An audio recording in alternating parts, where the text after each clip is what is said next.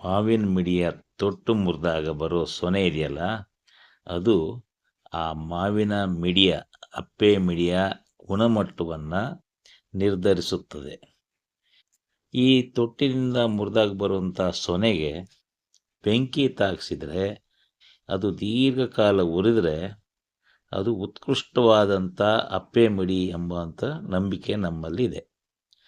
ಈ ರೀತಿಯಲ್ಲೇ ಆ ಅಪ್ಪೆ ಮಿಡಿಯ ಗುಣಮಟ್ಟವನ್ನು ಪರೀಕ್ಷೆ ಮಾಡುವಂಥ ಪದ್ಧತಿ ಕೂಡ ಇದೆ. ಯಾಕಂದರೆ ಈ ಅಪ್ಪೆ ಮಿಡಿಯ ತೊಟ್ಟಿನಿಂದ ಸೊನೆ ಹೆಚ್ಚು ಬಂದರೆ, ಸೊನೆ ತೀಕ್ಷ್ಣವಾಗಿದ್ದರೆ, ಅದರಿಂದ ಮಾಡಿರುವಂಥ ಉಪ್ಪಿನಕಾಯಿಯ ಶೆಲ್ಫ್ ಲೈಫ್ ಜಾಸ್ತಿ ಅಂತಾರೆ.